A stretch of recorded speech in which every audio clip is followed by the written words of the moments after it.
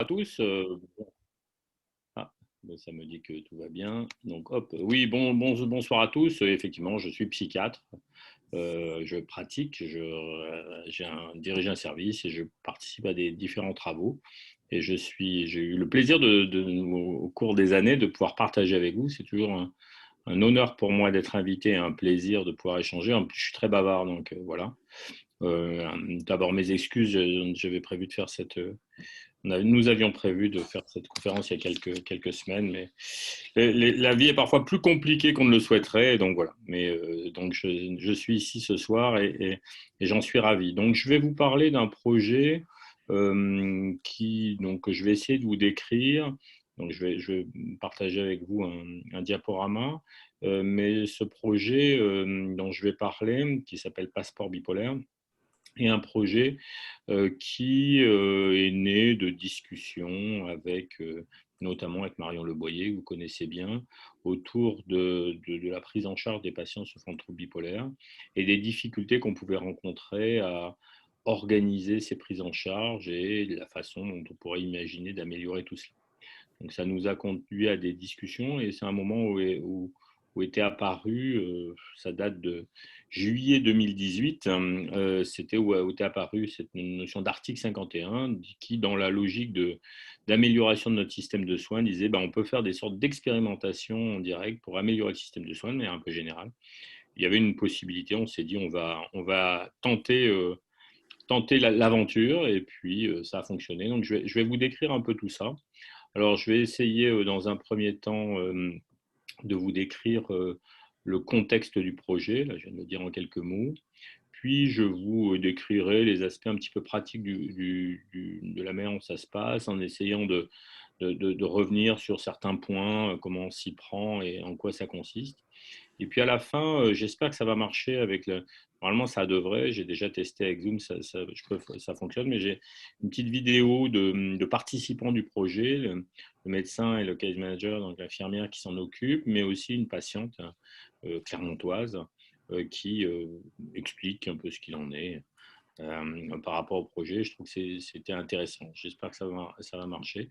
Et je pense que c'est toujours intéressant parce que moi, j'ai un avis là-dessus, mais que quelqu'un qui puisse en bénéficier, exprime son avis, c'est toujours intéressant. Alors bien sûr, j'aurais pu vous montrer des vidéos de gens qui n'appréciaient pas la situation, ça aurait été un peu curieux, mais donc effectivement le choix est ce qu'il est, mais pour autant elle partagera, enfin vous verrez, elle partagera avec vous, j'espère vraiment que ça marchera, les tenants et aboutissants pour elle de ce projet. Alors, je vais d'abord partager mon écran euh, pour pouvoir vous montrer tout ça. Hop, voilà, on y est. Je me mets en plein écran, ça va fonctionner. Donc, normalement, vous devez voir la même chose que moi. Et donc, je vais vous parler donc, de ce projet dont j'ai dit déjà qu'il s'appelait Passeport bipolaire. Donc, passeport bipolaire, bon, on cherche toujours des noms, des acronymes pour les projets, bon, c'est comme ça, mais ça veut dire un passeport. Alors, on parle en ce moment de passeport vaccinal. Quand on a lancé le projet, compte tenu de la période, il n'y avait pas de la pandémie qui nous frappe toujours, mais donc c'est quelque chose qui permet d'avancer dans un voyage, notamment, mais en tout cas, l'idée là, c'était quelque chose qui facilite l'évolution et le parcours de soins. Alors, globalement, c'est, comme je l'ai dit, le premier élément, c'est quand même un processus expérimental. Expérimental, c'est vraiment une expérimentation alors à grande échelle, hein, puisque, comme vous le voyez sur la petite carte, ça concerne plusieurs zones, donc le Puy-de-Dôme, le Rhône, le Doubs, le Val-de-Marne. Donc, en fait, la carte hein, est un peu élargie par rapport à la taille des départements, mais ça correspond aussi à la zone sur lesquelles on peut avoir des patients qui nous sont adressés et référés pour essayer de les faire participer à ce projet. Donc c'est un projet la manière dont ça se passe, ces projets article 51, c'est l'idée de faire des expérimentations sur des zones du territoire avec un objectif quand même de généralisation. Donc ça, c'est un élément important et ça s'appelle article 51 parce que c'était l'article 51 de la loi de financement, enfin, la loi prévisionnelle de financement de la sécurité sociale en 2017 pour l'année 2018 et donc en fait qui visait, cet article 51 disait on peut effectuer des expérimentations conjointement entre le ministère de la Santé et l'assurance maladie pour pouvoir tester des nouveaux dispositifs de soins de plein de manières différentes. Donc en fait, il y a eu un appel à projet, comme je le disais, donc qui de demander à fournir un projet. C'était le 31 juillet 2018.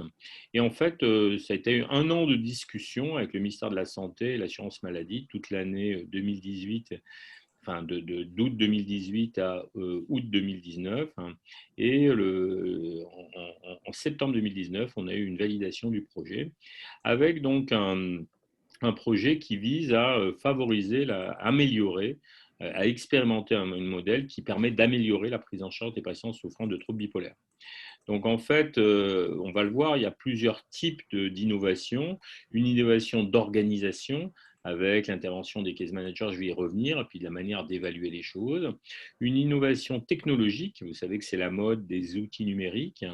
Alors c'est la mode, mais ça reste encore beaucoup discuté. On n'a pas encore de remboursement par rapport par exemple, des applications qui sont utilisées dans la santé. Il y en a une seule maintenant qui a été remboursée depuis quelques mois dans le domaine du cancer, mais pour l'instant, on n'a pas de remboursement. Et on voit quand même une logique à essayer d'améliorer les choses. Et le troisième élément qui était non négligeable, c'est une innovation financière. Alors, vous savez que c'est un grand débat, le financement de la psychiatrie, que le financement des hôpitaux psychiatriques, enfin des services de psychiatrie dans les hôpitaux est en pleine réforme. Et en fait, il y a beaucoup de questions qui se posent autour du financement de la santé. Vous avez probablement peut-être entendu beaucoup de discussions, débats critiques autour d'une modalité de financement qui est propre à la médecine chirurgie obstétrique qui s'appelle la tarification à l'activité, c'est-à-dire les hôpitaux touchent de l'argent en fonction de l'activité qu'ils produisent. La psychiatrie est restée à l'écart de cela avec un fonctionnement global, mais si la tarification à l'activité a montré ses limites, et avec des fois des hôpitaux qui développent certains types d'activités plutôt que d'autres pour des raisons de tarification, le fonctionnement global est un système qui incite assez peu on va dire, à l'innovation et à modifier les choses, parce que, après tout, quel que soit le type d'activité, et ce qu'on pourrait appeler, alors c'est un mot qui peut être controversé dans l'utilisation dans le domaine de la santé, mais ce qu'on peut appeler la performance, la performance n'est pas forcément au rendez-vous lorsqu'on a l'argent de manière un peu générale, sans relation avec l'activité. C'est un vrai débat. Donc voilà un petit peu le cadre général. Et comme vous le voyez en haut à droite, l'objectif pour nous de ce projet qui a commencé, mais je vais y revenir, c'est de faire participer 2000 patients souffrant de troubles bipolaires, donc sur cette partie du territoire français, pour qu'on ait une représentation suffisamment diversifiée qui nous permette d'en tirer des conclusions et au gouvernement d'en tirer des conclusions pour améliorer les choses pour la prise en charge des patients souffrant de troubles bipolaires. Et vous voyez, les lieux, les départements que j'ai cités sont bien sûr centrés. L'activité est centrée sur des hôpitaux. Vous reconnaîtrez Henri Mondor et Albert Chenevier à Créteil, où travaille Marion Leboyer, le CHU de Clermont-Ferrand, le CHU de Besançon, où travaille le professeur Affen, qui est un des membres du projet et membre de la fondation, et le Vinatier, qui est un très gros hôpital psychiatrique à Lyon, qui participe également.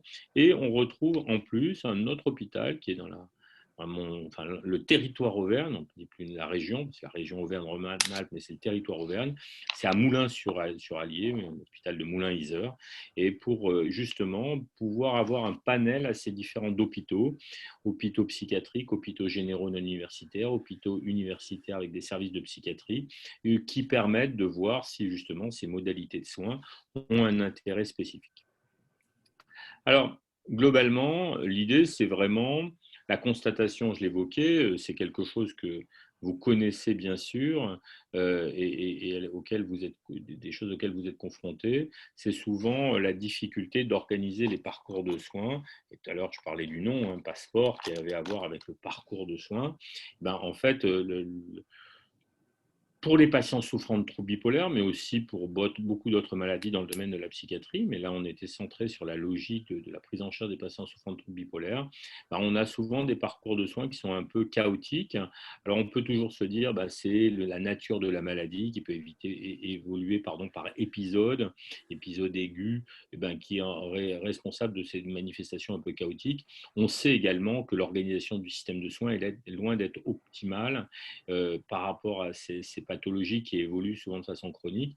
Il y a vraiment un enjeu d'améliorer le pronostic médical, psychiatrique mais aussi somatique. Une fois de plus, hein, ça reste quelque chose qu'on sait, hein, les patients souffrant de troubles psychiatriques et spécifiquement de troubles bipolaires ont une diminution de leur espérance de vie de manière moyenne du fait des pathologies cardiovasculaires notamment qui ne sont pas bien soignées, en tout cas pas repérées comme dans le reste de la population générale. Il y a un vrai enjeu d'améliorer les choses.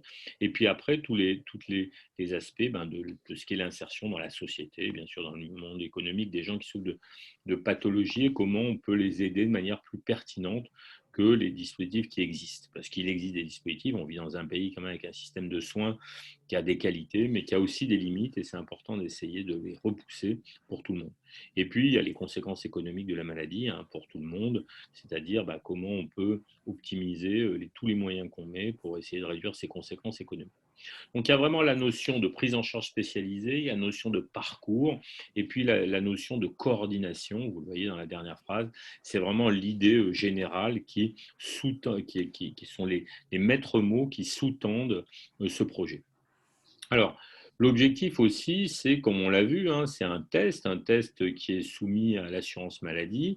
Et l'idée, c'est de vraiment montrer que peut-être si on améliore la coordination et le parcours, eh ben, on va et qu'on coordonne les interactions d'intervenants. Hein. Un des problèmes qui est souvent souligné, et vous le savez également, un problème qui est souvent souligné par rapport aux pathologies comme le trouble bipolaire, c'est le fait que malheureusement, par exemple, les patients ont souvent de la difficulté à s'occuper de leur santé, à avoir un médecin traitant, que le médecin traitant n'est pas forcément en contact avec le psychiatre autant qu'il le devrait, et des difficultés comme ça qui sont extrêmement quotidiennes et dont on pense que ce sont vraiment des marges de progression très importantes qu'on peut avoir pour pouvoir favoriser l'amélioration de la prise en charge. Et puis un dernier point aussi, hein, c'était aussi l'accès à différentes stratégies de soins. C'est-à-dire que, par exemple, on a fait avec une personne avec qui je travaille, Ludovic Samalin, qui travaille beaucoup sur le trouble bipolaire, on avait fait un inventaire du nombre de groupes c'était il y a 3 ans, 2 ans et demi, du nombre de groupes de psychoéducation labellisés qui existaient en France. Labellisés par les ARS, alors on peut le chercher, il suffit d'aller chercher sur le site des différentes ARS, et en fait, on en avait répertorié 52 à l'époque. 52 groupes qui s'occupent de psychoéducation pour les troubles bipolaires, labellisés comme tels en France. Je ne sais pas si vous vous rendez compte de ce que ça représente, c'est-à-dire rien à l'échelle du nombre de patients qui sont sous de troubles bipolaires, et des stratégies dont on sait qu'elles améliorent beaucoup de choses dans la prise en charge du patient et qui améliorent beaucoup de choses pour le patient lui-même dans la connaissance et la gestion de son trouble. En fait, c'est des choses qui restent. Alors, il y a plus de groupes qui font ça, là je parle que des groupes labellisés, mais clairement c'est quelque chose sur lequel on n'a pas une accessibilité qui est satisfaisante par rapport à ce qu'on souhaiterait et ce qu'on peut imaginer. Et puis, une fois de plus, l'idée, c'est de tester un mode de financement au parcours, c'est-à-dire qui fait référence à ce qu'on fait spécifiquement, mais qui correspond, qui décrit vraiment un parcours, peut-être pour contribuer à une amélioration du financement et peut-être à avoir de l'argent qui est bien utilisé, en tout cas le mieux utilisé possible pour les patients. Alors, durée de l'expérimentation, 4 ans et demi. Donc c'est long, hein, c'est long, il ne faut pas s'épuiser, c'est compliqué. On escompte que les patients seront suivis et donc observés au moins 1 an. Donc ça veut dire qu'on va inclure des patients dans ce projet pendant plusieurs années et donc on arrêtera d'inclure 1 an avant la fin du projet pour tout simplement pour pouvoir justement voir. L'idée, c'est de voir dans le temps comment ça fonctionne. Et donc avec différentes phases, une construction de solutions de télésuivi. Je vais revenir sur tous ces, je vous mets des mots là. MentalWise, c'est une solution qui a été développée par une société, son nom était noté sur la première diapo, qui s'appelle Semeia, et je vais y revenir. Comme comme c'est un protocole qui cherche à évaluer un dispositif, on a dû faire un protocole de recherche et le soumettre au comité de protection des personnes. Puis ensuite, la mise en place du recrutement avec les plans personnalisés, puis le suivi, et théoriquement devrait finir en décembre 2024. Mais en fait, ça, c'était ce qui était prévu. Et globalement, on devait commencer à inclure des patients en septembre 2019. Il se trouve que pour tout un tas de raisons, alors il y a deux grandes raisons. C'est assez simple, septembre 2019, souvenez-vous, quand l'année 2020 a été assez compliquée d'un point de vue sanitaire et avec beaucoup de choses qui ont perturbé la mise en œuvre de pas mal des soins de manière un peu générale. En fait, il y a eu deux grandes raisons. La première raison, c'est que l'article 51, c'est quelque chose qui est destiné à accélérer la possibilité de mettre en évidence des expérimentations. L'État français, enfin les dispositifs, on va dire, de l'État français, de la science maladie, ne sont pas enclins à une grande accélération au quotidien. Enfin bon, je ne vais pas rentrer dans les détails, puis ça serait à la fois fastidieux, puis bon, de toute façon, on a dépassé ces difficultés-là. Mais on a vraiment commencé, en particulier, à avoir les autorisations, les financements qui étaient prévus.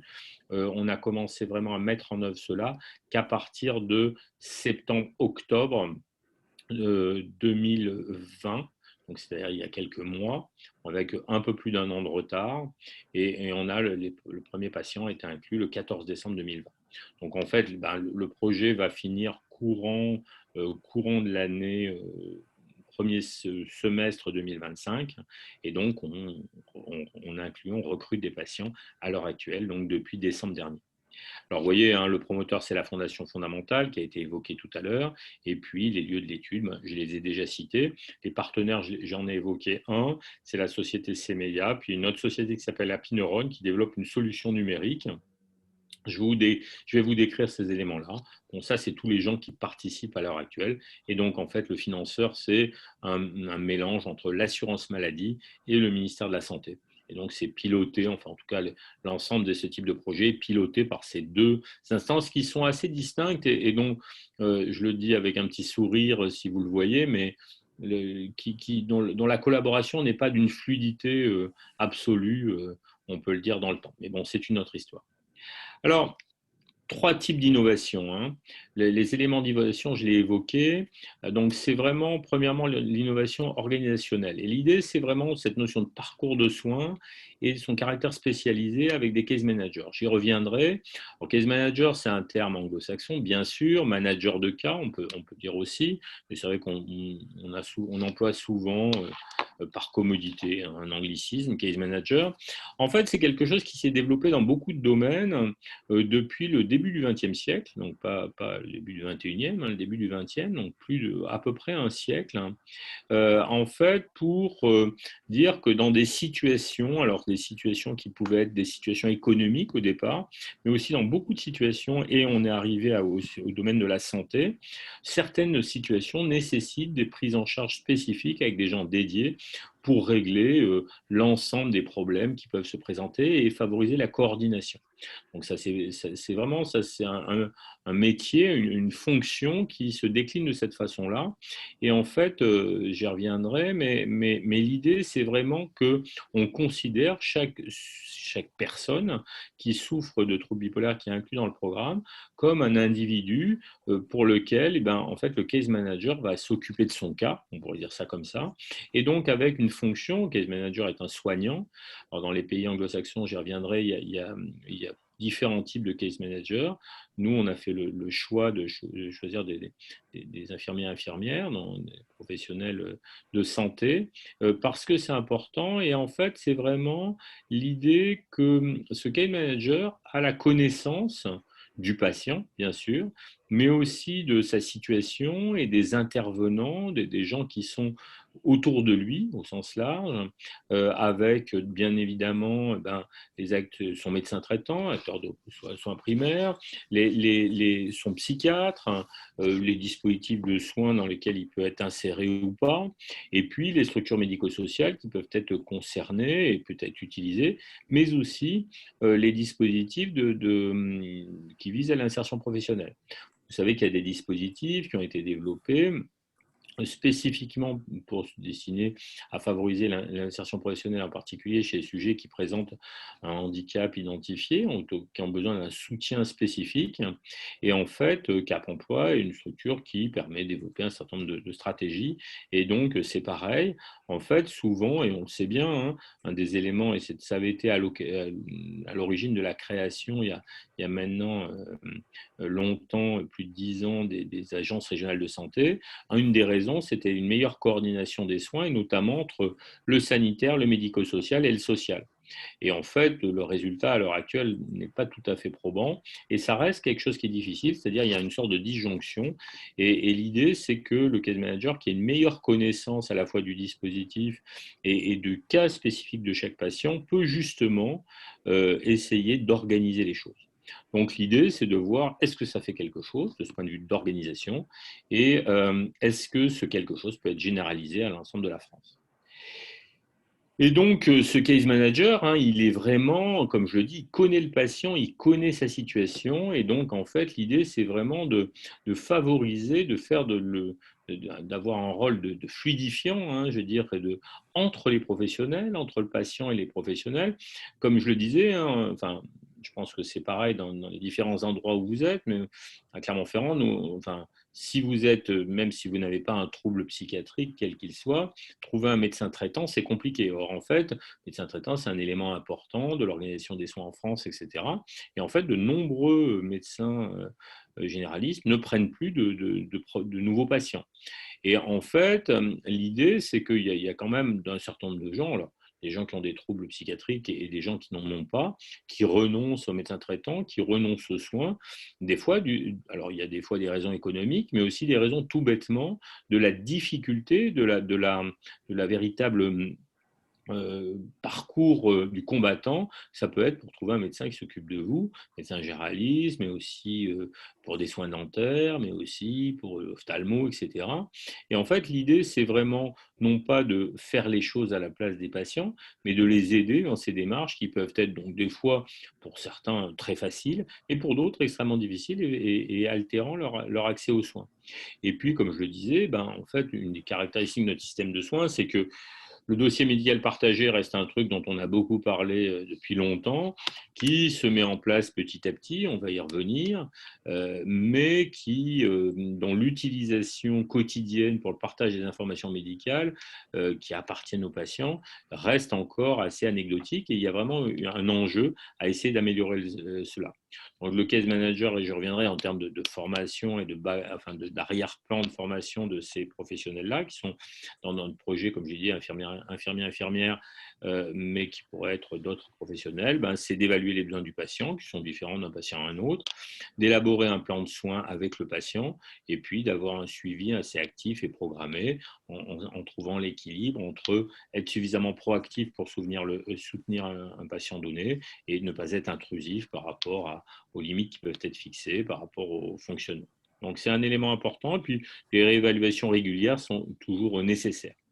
Donc, le plan personnalisé de coordination, c'est vraiment identifier les besoins, je viens de le dire, mais surtout identifier aussi les ressources et les nécessités de coordination auprès des professionnels de santé.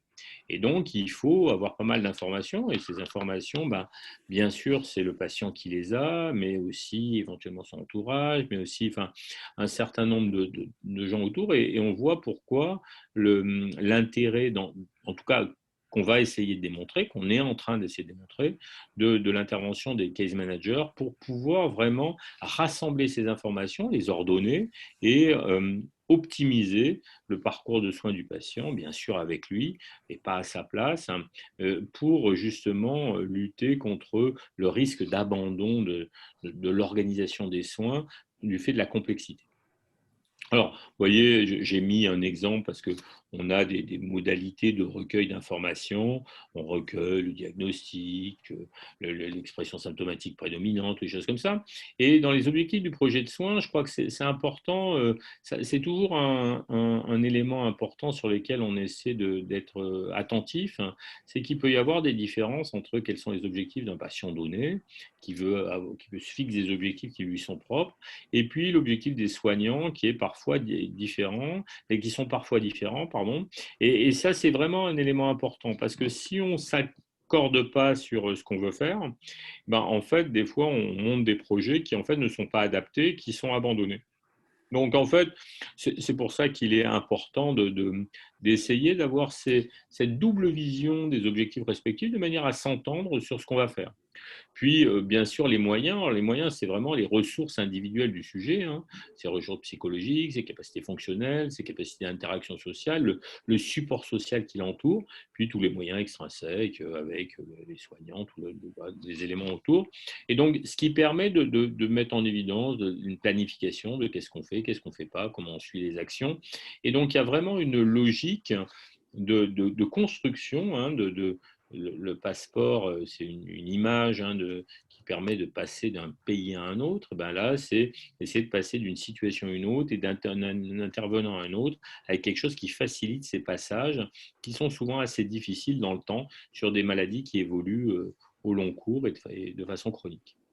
Alors, deuxième catégorie d'innovation, je les ai déjà évoquées, c'est les innovations numériques.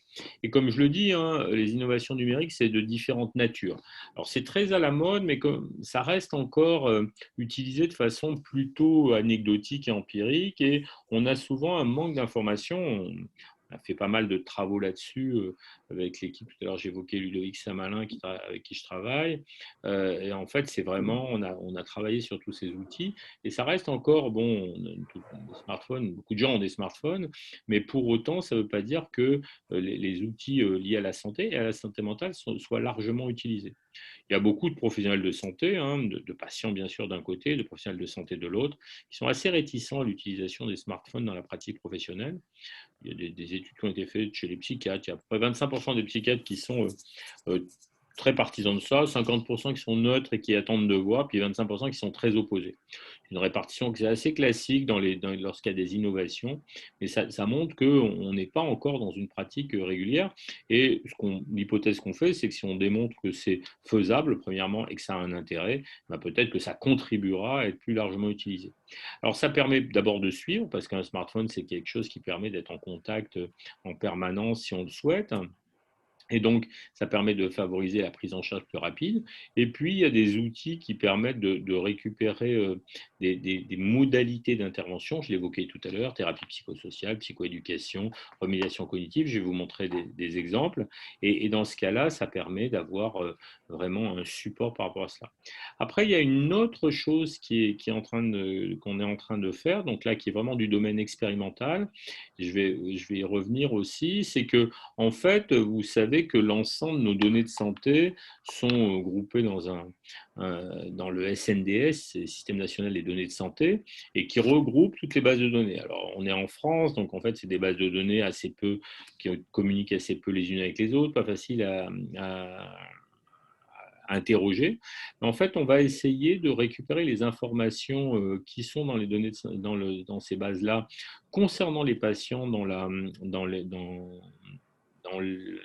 l'expérimentation article 51, passeport bipolaire, de façon à essayer de repérer dans leur consommation de santé, par exemple, s'il y a des facteurs qui peuvent prédire des risques d'arrêt de traitement, de crise, d'hospitalisation, de manière à pouvoir voir si on peut évoluer vers une médecine qui est plus, une psychiatrie qui est plus préventive que purement curative et de réaction. Et donc là, c'est un vrai enjeu. Alors là, on est sur quelque chose qui est beaucoup plus expérimental, qui n'est pas facile à montrer, et dont l'importance là pour nous d'avoir beaucoup de patients pour avoir une grande quantité de données qui améliorent la capacité à identifier ce genre d'invariants. Et enfin, l'innovation financière, hein, l'idée, c'est comment on peut optimiser les ressources pour le parcours de soins de manière à ce que l'argent qu'on utilise soit plus consacré justement à la prise en charge des patients plus spécifiquement. Et puis, justement, en essayant de maîtriser ces dépenses d'assurance maladie, parce qu'on a beau se dire au moment de l'épidémie, on se dit toujours quoi qu'il en coûte. Malgré tout, on sait bien que dans le domaine du quoi qu'il en coûte, la psychiatrie n'a jamais été mise sous le régime du quoi qu'il en coûte. Les maladies psychiatriques ont des conséquences graves pour les individus et faire quelque chose quoi qu'il en coûte, ça n'a jamais été le leitmotiv de quelconque gouvernement successif. Et donc, je pense que c'est un enjeu qui est important.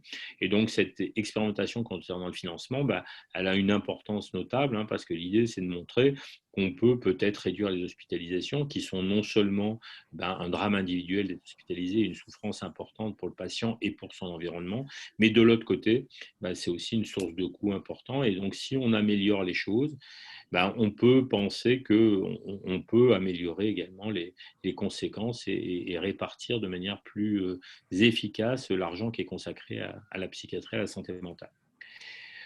Donc, comment ça se passe? En fait, les patients s'inscrivent dans le programme et puis on fait une évaluation initiale avec une consultation de pré-inclusion, je vais y revenir, et puis on demande aux patients de remplir un certain nombre d'informations et des questionnaires qui permettent de définir son état. Donc ça, c'est vraiment quelque chose qui est assez ordinaire, hein, je veux dire, c'est-à-dire on voit un patient et puis on essaie de discuter avec lui de son état clinique, de ses enjeux et de comment on peut l'aider dans cette logique de l'évolution dans le temps. Les seules caractéristiques, et j'y reviendrai, c'est que on le fait d'une façon, on va dire, assez structurée, avec des outils qui permettent de prendre des repères sur l'état symptomatique, par exemple, et qu'on utilise, on rentre ces informations-là dans le système MentalWise qui permet justement de donner une sorte de tableau de bord évolutif pour le patient et pour les professionnels de l'état au fur et à mesure. Alors, vous voyez, globalement, la manière dont ça se passe, c'est que les patients on a informé, alors c'est comme ça qu'on a fait dans les différentes zones depuis qu'on a commencé, donc il y a 5 mois maintenant, on a informé les médecins, les patients bien sûr, mais aussi les médecins adresseurs qui pouvaient adresser, et donc en fait ils adressent à des responsables dans chacun des centres qui sont responsables de l'évaluation initiale. Ils ont cette consultation dite de pré-parcours qui permet de faire un point par rapport à l'état clinique, puis l'histoire du patient et recueillir des informations qui sont nécessaires, toutes ces informations qu'on va compiler. Alors bien sûr, on essaie de récupérer les informations quand on peut, pas, je veux dire, que ça soit trop pénible pour le patient de revenir sur son histoire, parce que parfois ça peut être compliqué. Mais donc on recueille ces éléments-là. Et puis à partir de ça, en utilisant une sorte de grille que j'ai montrée tout à l'heure, on élabore un plan personnalisé de soins. Et bien sûr, hein, en fonction de l'état clinique du patient qui est référé à un temps T, il a plus ou moins besoin de suivi, de support, de soins. Et donc, bien évidemment, le programme tient compte de tout ce qui est identifié. Donc, certains patients ont besoin d'interaction et d'un soutien fréquent. D'autres patients ont besoin d'un soutien beaucoup plus lâche, entre guillemets. Et donc, ça permet d'organiser les choses d'une façon personnalisée.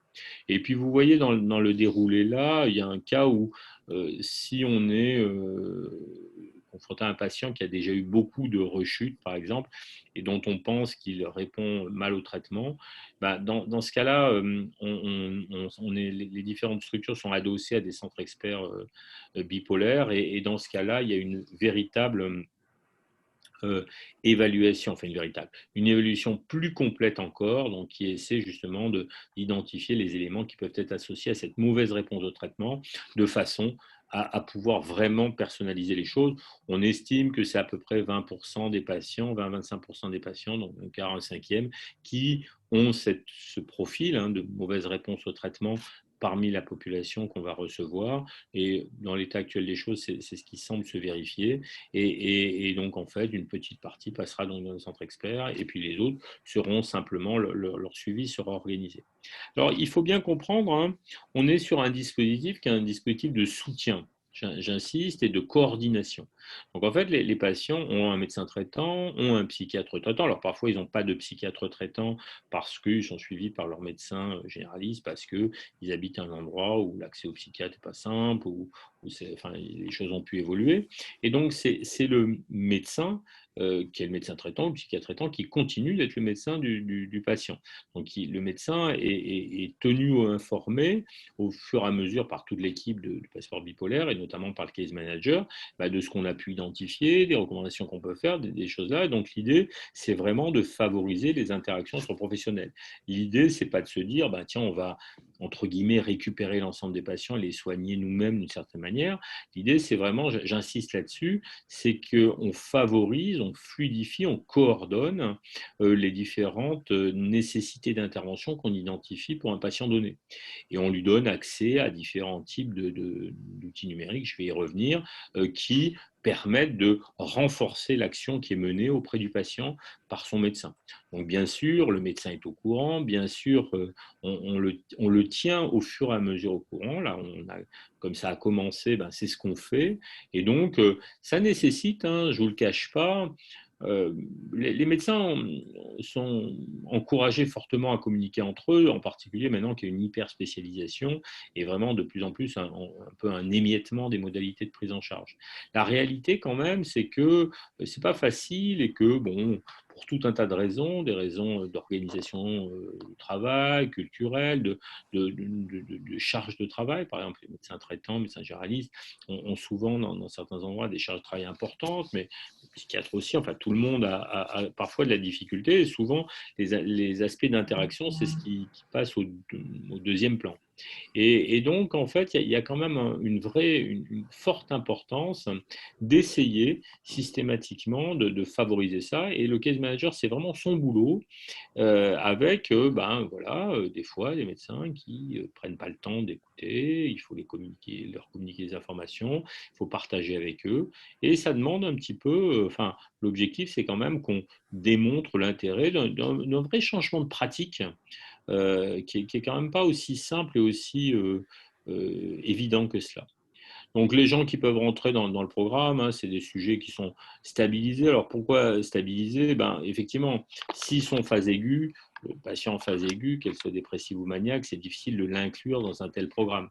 Donc il faut quand même qu'on soit sur l'idée d'un patient qui soit relativement stabilisé, alors qui peut présenter des symptômes, mais qui ne soient pas dans une phase tout à fait déstabilisée de la maladie, parce que ça rend difficile l'adhésion à un tel programme.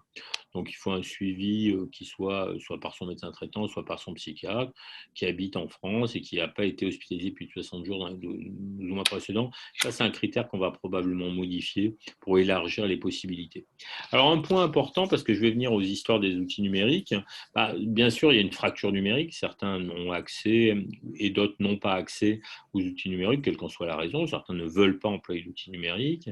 Et en fait, malgré tout, de façon à ce que les patients qui ne veulent ou ne peuvent pas utiliser des outils smartphones et outils numériques ne soient pas exclus du programme, en fait, l'idée, c'est que un patient qui ne veut pas utiliser le smartphone, etc., sera inclus et le suivi ne bénéficiera pas de la facilitation par les outils numériques, mais le case manager organisera les choses avec lui, utilisera le simple téléphone tout bête, ou les SMS, ou le fait de se voir bien sûr, de plein de manières différentes pour essayer d'organiser et de faire le suivi de cette évolution-là. Donc effectivement, c'est un des éléments d'innovation, mais il faut bien comprendre que le projet, c'est à la fois l'innovation organisationnelle et l'innovation numérique et digitale et qu'un des versants, et le projet ne se résume pas à utiliser des smartphones pour tout le monde pour favoriser les choses. La dimension organisation du soin et professionnelle qui interviennent est importante. Et puis, les critères de non-inclusion, c'est des trucs assez classiques. Pourquoi la non-affiliation à ces régimes de sécurité sociale? Parce que ça, on ne peut pas participer à une investigation comme ça qui vise à évaluer l'effet d'une intervention. C'est réglementaire, si on n'est pas à la sécurité sociale. Et donc, voilà. Puis, il faut que les gens donnent leur consentement à la participation. Alors, dans l'après-inclusion, donc j'ai dit consultation psychiatrique qui fait 1 à 2 heures. Je veux dire, c'est 120 minutes, c'est plus la règle que l'exception. Et puis, on récupère les informations avec le patient, on l'inclut, on récupère des informations cliniques avec des outils d'évaluation. Et puis, on on a parfois, alors c'est pas dans tous les sites, pour l'instant c'est qu'à Créteil, ça se fera dans d'autres sites, on a ces entretiens de conciliation médicamenteuse qui sont évoqués pour favoriser un peu la manière dont on peut essayer d'améliorer l'observance au traitement, qui est souvent quand même quelque chose dont on sait que c'est parfois difficile. Vous voyez qu'il y a la notion de compte-rendu transmis par messagerie sécurisée, donc ça c'est important. Il y a toute une dimension réglementaire je veux dire, de protection des données. Alors bien sûr, tous les dispositifs sont soumis au règlement général de protection des données, le RGPD, et donc c'est important parce que c'est vraiment un critère. Et donc en fait, un des éléments là, c'est aussi toutes les communications passent par une messagerie sécurisée validée pour justement le transfert des données de santé. Alors c'est des moyens qui sont beaucoup développés avec la pandémie, mais c'est vraiment maintenant la règle. Et puis, comme je l'ai dit, la suspicion de résistance, c'est l'adressage vers le centre expert. Alors bon, ça c'est l'évaluation, je ne vais pas rentrer dans les détails, mais vous voyez, c'est toutes les caractéristiques qui sont des caractéristiques importantes pour identifier, comme je le disais tout à l'heure, les besoins du patient. Si on a un patient dont on sait dans son histoire qu'il a plutôt tendance à faire des épisodes maniaques que des épisodes dépressifs, ou vice-versa, eh ben, ça va permettre d'identifier peut-être des modalités d'organisation de la prise en charge, des éléments d'identification des facteurs de risque, etc., qui ne sont pas de la même nature. Vous voyez, on identifie les facteurs de risque, la prise de toxiques, le sommeil, le stress, etc. Donc vraiment une évaluation qui n'est pas toujours la règle, mais qui devrait être celle qu'on fait lorsqu'on met en place un projet de soins avec un patient qu'il souffre d'un trouble bipolaire ou autre. Et puis, ben, voilà, le programme personnalisé de soins, il identifie les recommandations d'hygiène de vie, quelles sont les thérapies psychosociales qui peuvent être adaptées et dont le patient ne bénéficie pas, parce que si le patient est déjà impliqué, parce qu'il est suivi à un endroit où il y a un programme de remédiation cognitive, par exemple, ben, on ne va pas faire double emploi. Je veux dire, mais l'idée, c'est que, comme je le disais, on a plutôt constaté que ces thérapies-là sont assez peu employées et que, donc, à cause de ça, je veux dire, on escompte bien que sur les 2000 patients, il y en aura quand même un gros pourcentage qui bénéficieront en plus de ce type de stratégie, spécifiquement de ce type de stratégie dont ils auraient pu bénéficier spontanément avec leur psychiatre traitant parce qu'ils ne le mettent pas en œuvre, parce qu'ils sont pris en charge à un endroit où il n'y a pas ce type de stratégie. Et donc, c'est vraiment pour favoriser ça. Et puis, on essaie de coordonner l'ensemble des actions de suivi.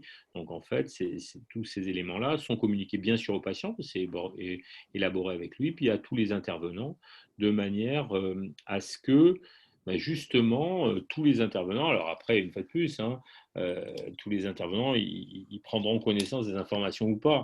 On ne peut jamais s'assurer que les gens ont pris connaissance autant qu'ils le devraient des informations. Mais en tout cas, c'est un élément important de fournir vraiment des informations d'une façon synthétique et coordonnée pour que l'ensemble des professionnels qui peuvent être amenés à intervenir, dans certains cas, comme je le disais, il y aura simplement un médecin généraliste qui verra le patient de temps en temps parce que le patient est stable depuis longtemps, etc. Mais il n'y aura pas plus que ça. Mais par exemple, on peut penser que dans ce cas-là, il y aura peut-être une stratégie de remédiation, de psychoéducation qui sera un vrai gain pour le patient et qui ne lui serait pas dispensé par ailleurs parce que le médecin généraliste qui le suit, même s'il le suit de son mieux pour son état, puis globalement pour le traitement médicamenteux, mais il n'a pas forcément le temps et la compétence pour développer d'autres types de stratégies. Et puis, les points de suivi réguliers, c'est au moins tous les 3 mois, certains évalués fonctionnels tous les 6 mois. Et puis, il y a vraiment des alertes par rapport, qui peuvent être identifiées par rapport à des questionnaires qui sont envoyés avec les outils numériques et qui permettent de voir ça. Et puis, l'utilisation par les patients il y a un dispositif de chat qui permet, on va y revenir tout à l'heure dans l'exemple que j'espère fonctionnera, il y a un dispositif de chat qui permet justement de poser des questions et d'avoir des réponses. Alors une fois de plus, c'est le case manager, et je vais revenir sur le case manager, qui s'occupe de ça. Il ne va pas prendre la place du psychiatre, du médecin, du psychologue qui suit ou je ne sais qui, mais il va pouvoir répondre en première intention rapidement et puis transmettre les informations de manière à optimiser vraiment ces interactions. Alors, Les outils numériques. C'était à plusieurs reprises, pardon, cet outil MentalWise, donc développé par la société qui s'appelle Semeya, hein, qui a développé alors ces outils de suivi. Et vraiment, c'est une application donc qui est téléchargée sur le smartphone et qui permet de rentrer toutes les descriptions. Le patient peut rentrer toutes les descriptions initialement, son âge, des éléments de question sur les comorbidités, l'histoire de la maladie, etc. Et puis, ça permet il peut recevoir des questions autour de son état clinique et des sortes, on verra tout à l'heure un exemple, des sortes de petites des évaluations, parfois extrêmement simples, d'autres plus sophistiquées, qui permettent justement d'évaluer au jour le jour l'évolution de l'état de santé du patient. Et il y a un élément qui est très important, c'est l'accès aux données issues du DMP. Ça veut dire quoi? Ça veut dire que tous les patients qui se seront inscrits pour avoir un dossier médical partagé, ce n'est pas compliqué, hein, il suffit de s'inscrire, et donc on propose aux patients, on les aide à s'inscrire. Bon, ce n'est pas compliqué, il faut se connecter sur l'assurance maladie et organiser ça. Mais en fait, c'est un élément important parce que, en fait, cet outil MentalWise a accès, alors c'est un accès qui est bien sûr, qui ne peut avoir lieu que si le patient l'autorise, à son dossier médical partagé. Alors, c'est la procédure habituelle pour que, si vous voulez, votre médecin ait accès à votre dossier médical partagé, il le peut, et donc il peut vous le demander, vous pouvez accepter ou refuser. Mais là, c'est pareil, hein. C'est un dispositif et qui permet surtout de voir la consommation de soins. Et voir la consommation de soins, ça a un intérêt, parce qu'on sait si le patient a été soigné entre-temps pour telle ou telle raison. Par exemple, s'il est passé aux urgences parce qu'il a eu, je ne sais pas quoi, moi, une fracture de la jambe, et en fait, on aura l'information par rapport au repérage dans l'aspect de consommation de soins, et cette information remontera, je veux dire, et donc nous donne une assez bonne idée du parcours dont les patients parfois ne donnent pas forcément une lecture très simple ou très précise. Et donc, ça améliore la qualité de repérage de la façon dont l'évolution de l'état de santé des patients. Alors, vous voyez, hein, c'est une vraie interface, puisque le patient récupère, il peut échanger, comme je le disais, par une sorte de système de messagerie sécurisé avec le case manager, il va compléter les questions qu'on lui pose, et puis il donne des éléments sur son poids, etc. Et on peut recueillir, s'il en est d'accord, et donc tout ça, ça demande une autorisation spécifique, et par exemple, ces données vous savez, dans un smartphone, vous avez un accéléromètre qui permet de savoir, avec un système de traitement de l'information qui permet de savoir de façon approximative le nombre de pas que vous avez fait par jour.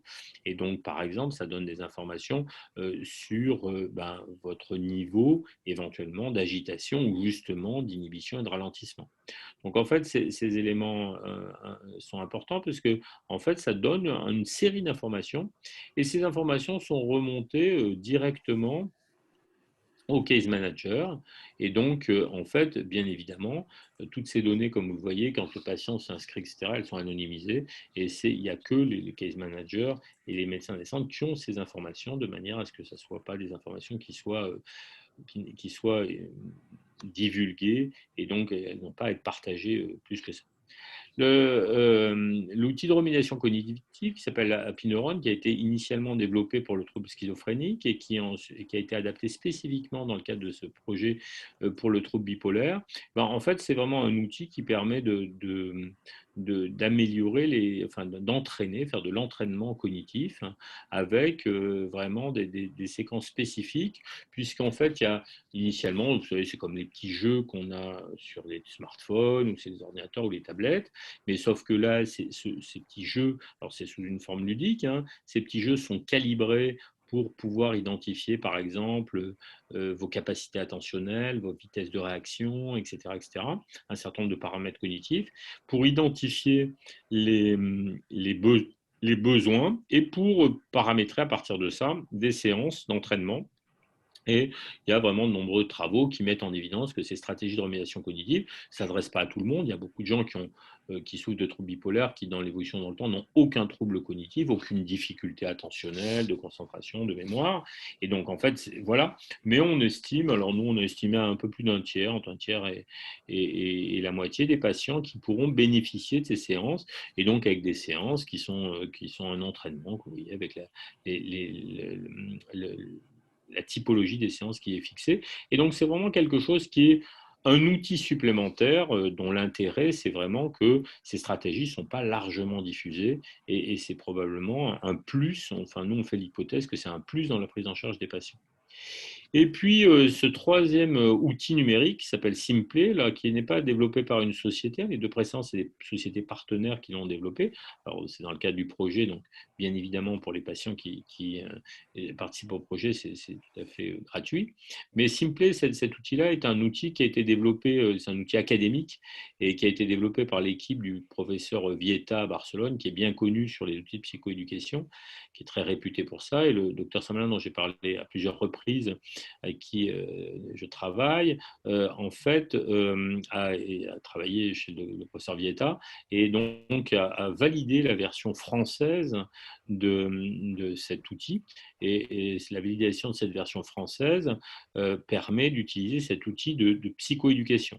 Donc, c'est vraiment pour faire de l'éducation thérapeutique, donner des informations spécifiques, émettre des messages, récupérer des informations sur l'état d'humeur du patient. Alors, c'est corrélé bien sûr avec les outils type MentalWise. Le but, c'est pas que les gens remplissent 15 fois la même chose, mais en fait, c'est un outil qui vraiment délivre des messages, peut envoyer des alertes si on repère l'identification dans des réponses au questionnaire, par exemple une humeur dépressive avec éventuellement une idée suicidaire. Et donc, c'est vraiment un outil qui, en plus, comme il a été développé donc, par une équipe très spécifiquement pour le trouble bipolaire, par une équipe très réputée, bon, il a été testé en plusieurs études. On a une autre étude, nous, en cours, sur la prévention de la rechute avec l'utilisation de cet outil qu'on est en train de tester. C'est une étude qu'on mène à Clermont-Ferrand et puis dans un certain nombre de centres. Et donc, voilà, donc c'est les différents outils qu'évoqués. Alors, très rapidement, pour vous décrire les protagonistes, mais je ne vais pas passer 50 heures, le case manager, comme je le disais, c'est vraiment quelque chose qui existe, qui est développé en santé, on va dire, depuis les 30 dernières années. En fait, dans les pays anglo-saxons, ça peut être des infirmières, des psychologues, des travailleurs sociaux. En France, on a plutôt tendance à privilégier les infirmières, mais c'est une vraie question, hein. Nous, on s'est orienté dans le programme par les infirmières qui ont une compétence de personnel de santé. Avec une orientation un peu différente, là on est vraiment quand même dans un programme de soins, d'autres professionnels pourraient le faire, mais bon, c'est une question qui reste posée. Et donc on a créé une formation à l'université de Clermont-Ferrand, on a créé une formation, un diplôme universitaire de case management qu'on a lancé cette année, enfin sur cette année universitaire 2020-2021, spécifiquement, qui perdurera bien sûr, mais spécifiquement initialement pour ce projet-là, et de manière à former les professionnels à ce concept de case management, à la manière dont on s'occupe spécifiquement, donc on coordonne les choses, quelles sont les manières de faire, les différents modèles, etc. Et donc, on a recruté pour ce projet des infirmières qui, d'un côté, ont une expertise et étaient tout à fait volontaires, enthousiastes pour y participer, et de l'autre côté, on leur a donné cette formation un peu spécifique qui nécessite, comme je le disais, aussi des qualités de diplomatie, enfin diplomatie, je ne sais pas si c'est le bon mot, mais de favoriser l'interaction parce que la coordination des professionnels de santé, c'est pas une mince affaire. C'est pas quelque chose qui est aussi évident que quand je le dis, ça pourrait donner l'impression que c'est facile. Non, c'est pas facile. C'est un travail qui ne se fait pas aussi aisément et vraiment qui a un enjeu important. Et donc voilà tout ce que fait le case manager, donc avec les questionnaires, évaluer le patient, etc. Et puis traiter les alertes, recontacter les patients, recontacter le médecin traitant, organiser tout ça. Donc c'est vraiment le support de ce suivi personnalisé. Une fois de plus, il y a une sorte de ligne de crête à trouver entre à la fois être efficace pour la personnalisation de la prise en charge et à la fois ne pas se substituer aux gens qui s'en occupent, hein, psychiatre traitant par exemple, et donc pas faire les choses à sa place. Donc en fait, il faut vraiment trouver un équilibre, hein. Là, petit à petit, au début, c'était un peu compliqué, hein, parce que c'était toujours la question, est-ce qu'on fait trop, est-ce qu'on ne fait pas assez au niveau de la prise en charge? L'équilibre se trouve peu à peu, hein. Les différentes équipes se coordonnent régulièrement par visio, avec le principe même des visios, pour justement, par rapport à un certain nombre de questions, de difficultés qu'ils peuvent rencontrer dans la prise en charge de certains patients. Et donc ça, c'est vraiment un élément très important et très utile. Le psychiatre du parcours, bah, c'est lui qui vraiment fait la consultation de pré-inclusion. Il ne suit pas le patient, mais il va construire avec le case manager et le patient le programme personnalisé. Et puis, il va superviser le case manager, parce que le case manager, il peut être confronté à des situations difficiles, hein, situation de crise, plus ou moins, quelle que soit la nature de la crise du patient.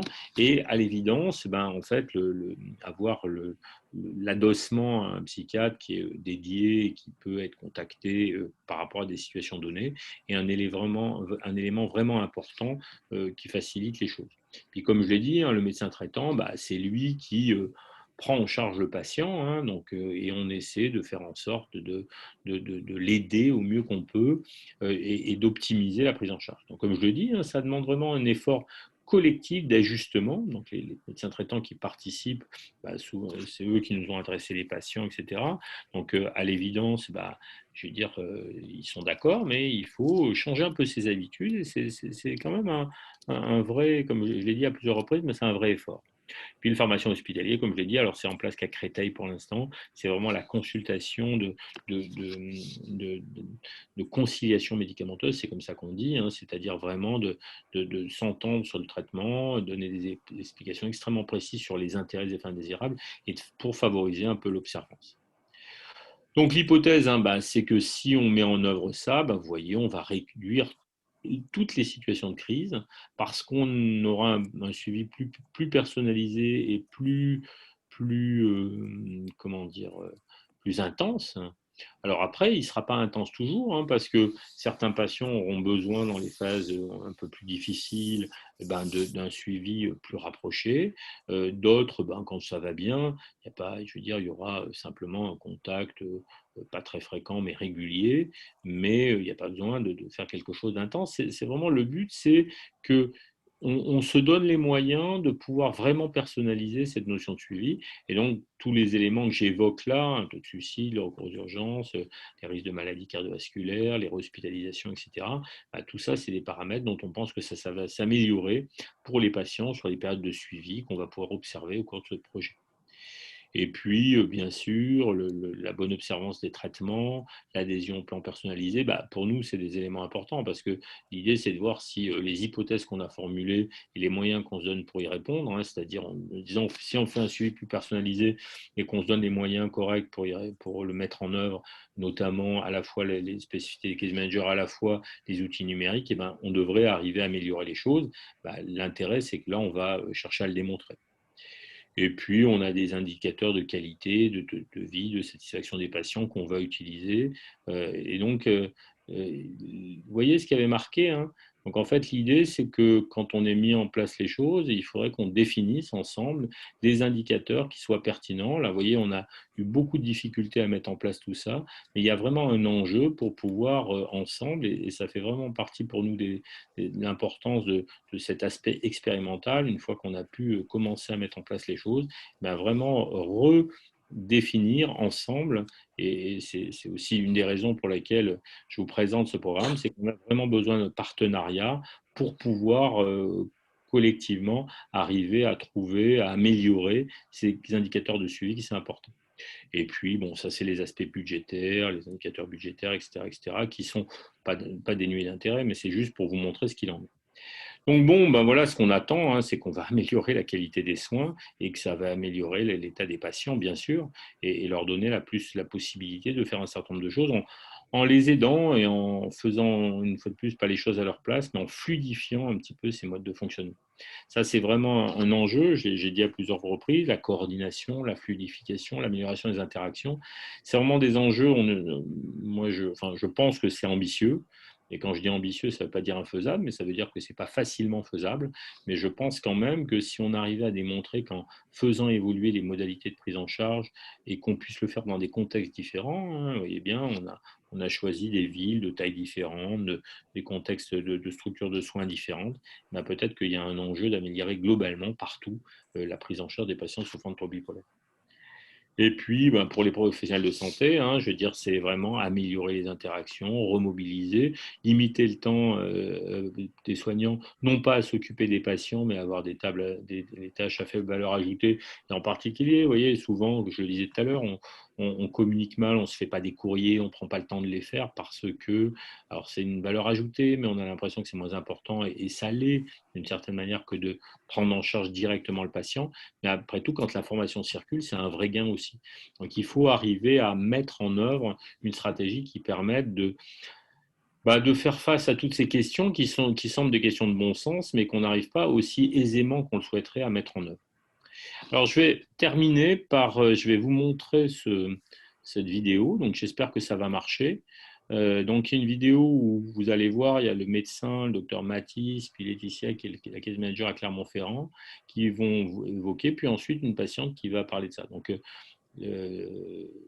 Bastien Mathis et Laetitia vont raconter des choses avec leur manière qui reprennent hein, ce que j'ai dit. Donc, ils présentaient un petit peu, ils étaient tout à fait ravis de faire cette vidéo spécifiquement hein, pour cette présentation et de présenter ce qu'ils faisaient. Et puis, la personne qui participe au programme, donc c'est quelqu'un qui est tout à fait enthousiaste, qui souhaitait absolument témoigner du programme. Alors, une fois de plus, hein, tous les patients n'acceptent pas. Il peut y avoir des gens qui y trouvent moins leur compte que d'autres. Bon, voilà, je crois qu'il faut le savoir, mais c'était intéressant d'avoir un témoignage. Un témoignage n'est pas la raison absolue, mais en tout cas, ça donne une idée là-dessus. Je vais essayer de voir, vous me dites si ça marche. Je lance. Mince, excusez-moi. Voilà, je lance le tour. Je suis le psychiatre chargé des inclusions dans le projet Passeport bipolaire à Clermont-Ferrand.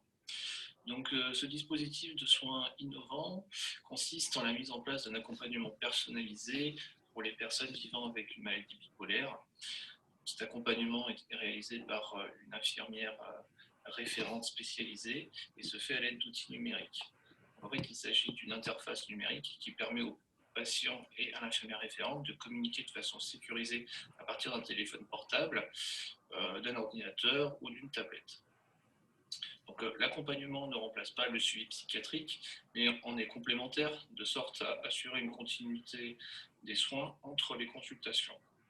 Le but est d'empêcher l'installation d'un nouvel épisode caractérisé de dépression, d'hypomanie ou de manie. Donc pour ce faire, le projet Passeport bipolaire est subdivisé en 3 grands axes.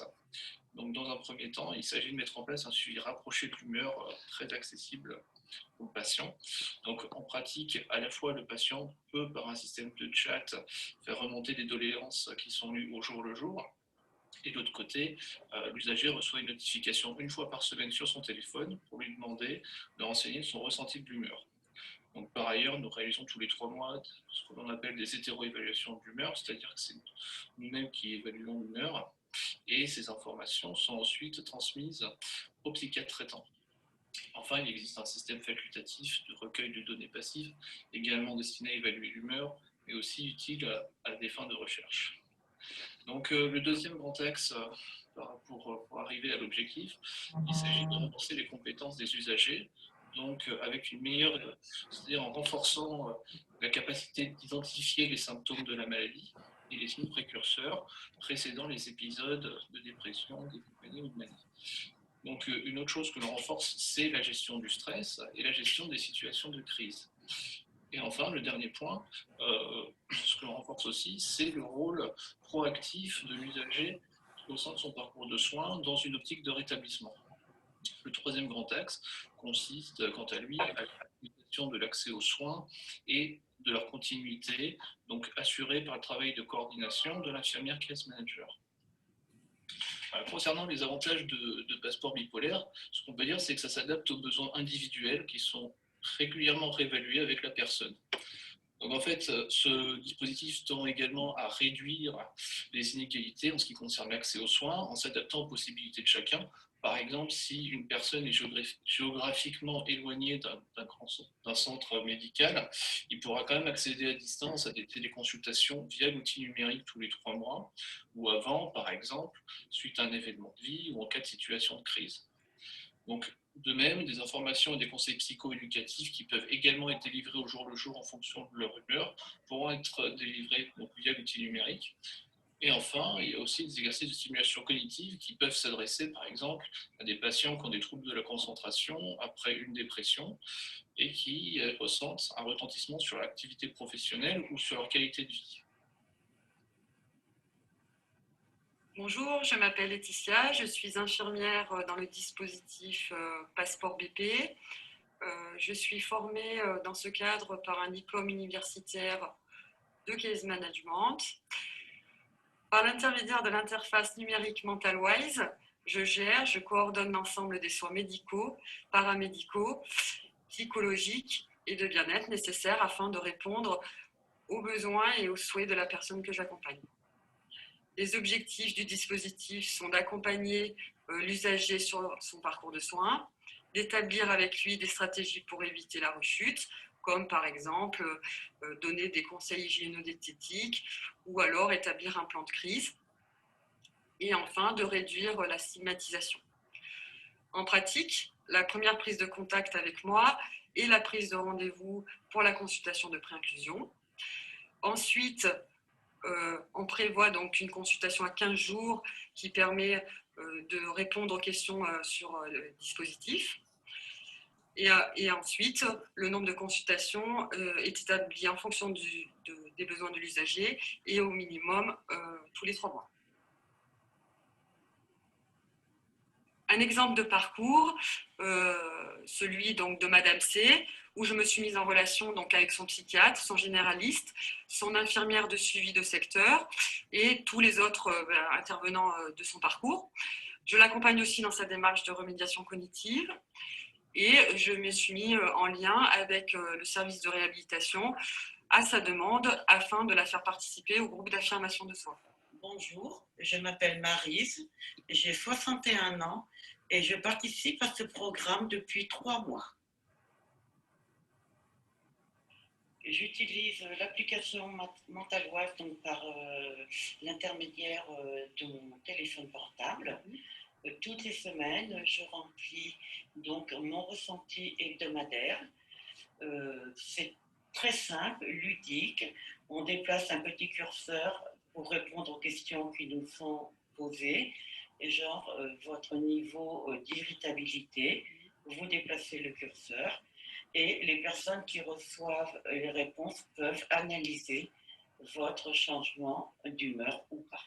Eh bien voilà, je lis les questions et le curseur est déjà positionné à mi-chemin, on peut dire, et donc je me déplace en fonction de la réponse que je souhaite donner. Ce dispositif m'apporte une forme de sécurité. Ça me permet de suivre ma pathologie, d'être acteur de cette pathologie, de me soigner comme il faut et de savoir qu'il y a des personnes qui suivent aussi ce qui éventuellement peut m'arriver. Donc, en confiance en moi et je me sens très à l'aise. Je le recommanderais parce qu'il me permet de mieux me connaître, de faire attention aux signes précurseurs d'une éventuelle rechute et non pas d'absorber seulement des médicaments, mais d'être vraiment actrice de mes soins. Et je rencontre aussi à cette occasion des personnes très agréables. Voilà ce que disait la patiente. Alors, bien évidemment, il est bien clair qu'elle en tire un intérêt, et tant mieux, c'était le but. Après, ben, voilà, il peut y avoir tout un tas d'avis différents, mais je pense que malgré tout, on voit en tout cas que c'est utilisable. Et donc, on va poursuivre cette expérimentation. Et donc, il paraissait intéressant de pouvoir partager avec vous, hein, et effectivement de pouvoir échanger. Je suis à votre disposition pour toutes les questions que vous pourriez avoir sur le sujet. Je vais arrêter le partage. Comme ça, on va passer en grand écran et ce sera plus agréable. Enfin, voilà. Eh bien, merci, monsieur. Merci. C'était très intéressant. Nous l'avons attendu, mais nous l'avons eu. Bon, alors, il n'y avait pas tellement de questions au départ, n'est-ce pas, Dominique? Mais en fait, ça a beaucoup déclenché, la vidéo a déclenché d'autres questions. Bon, voilà. Alors, je propose qu'on les prenne du début jusqu'à la fin. Dominique, tu en as une de prête? Oui, tout à fait. Tout à fait, oui. Donc, il y a Katia qui nous dit j'aimerais faire partie de ce programme. Je suis bipolaire depuis 25 ans, diagnostiqué seulement en 2014, donc par le professeur Étain, qu'on connaît bien ici également. Donc, la question, en fait, c'est comment faire partie de ce programme. Ben, en fait, le seul élément limitant à l'heure actuelle, c'est l'aire géographique où vous habitez, parce que malgré tout, c'est compliqué. Alors, on a, comme on l'a dit, des gens qui sont un peu plus éloignés de nous sur l'aire géographique.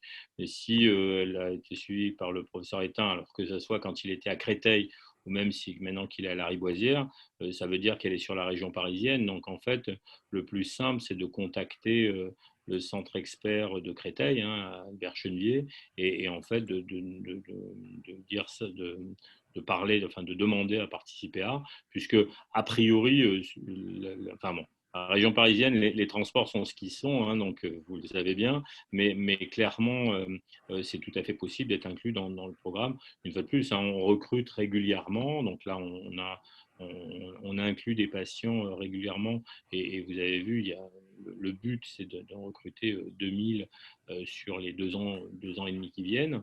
Là, on doit être à pas loin de 200 à l'heure actuelle. Donc, je veux dire, on est dans le timing correct compte tenu des difficultés de début qu'on a présentées.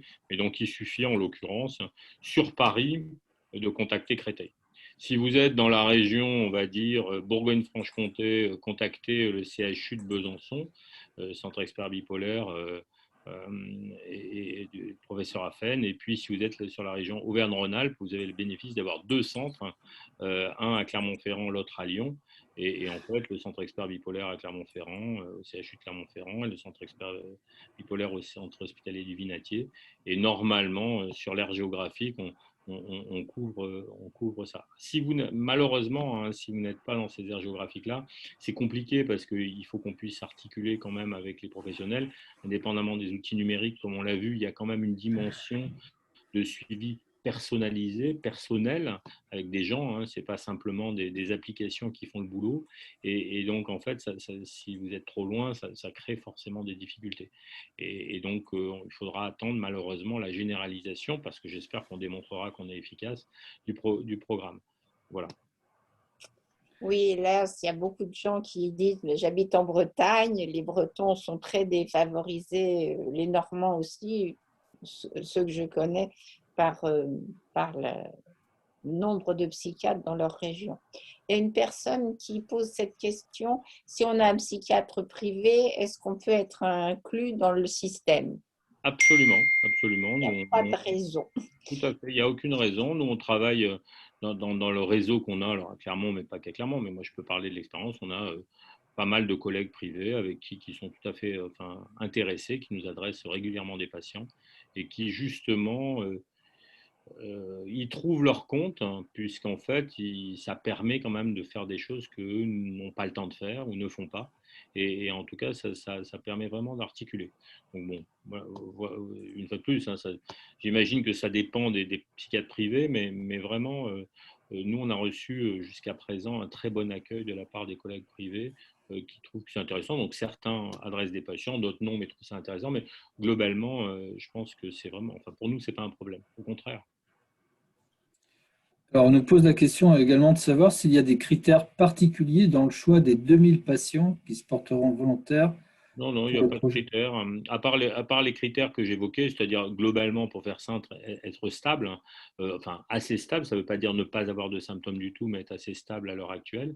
Mais non, non, il n'y a pas de critères à part ça. Puis les critères, il faut avoir plus de 18 ans parce que ben, c'est pour des raisons tout bêtement réglementaires. Et puis voilà, quoi. Alors, on a Thierry qui nous dit que se passe-t-il si le patient se déstabilise pendant le programme, ce qui est un risque non négligeable compte tenu de la durée de celui-ci? Bah, c'est bien. Enfin, alors, la question, c'est l'objectif, c'est qu'on arrive à intervenir assez tôt pour que la déstabilisation, qui malgré tout peut survenir, et puis on sait bien, et c'est déjà arrivé qu'elle survient chez certains patients, on arrive à réduire son intensité en intervenant plus tôt. Donc ça, c'est le premier élément. Après, si dans un cas, par exemple, ou pour un épisode dépressif ou un épisode maniaque, ou hypomaniaque, maniaque, en tout cas, le patient puisse être hospitalisé, bah, en fait, je veux dire, le lien est fait avec l'équipe qui le prendra en charge. Et dans ce cas-là, je veux dire, la réactivation de l'utilisation du programme à partir du moment où son état est stabilisé fait partie de la logique. La logique, c'est vraiment un système de soins où on va essayer d'éviter l'hospitalisation, essayer d'éviter la rechute, essayer d'éviter la phase aiguë. Alors, comme je le disais, on y réussira peut-être en diminuant l'intensité, peut-être pas, et on réussira peut-être pas à éviter l'hospitalisation, mais bien évidemment, le patient, on peut espérer que si c'est pris suffisamment tôt, ben, il s'améliorera suffisamment rapidement, et à ce moment-là, on reprendra le suivi, bien sûr, s'il le souhaite. Alors, Alors, une non, question de Jeff, c'est à moi. Une vas-y, question vas-y. de Jeff Monsieur Lorca, bien sûr.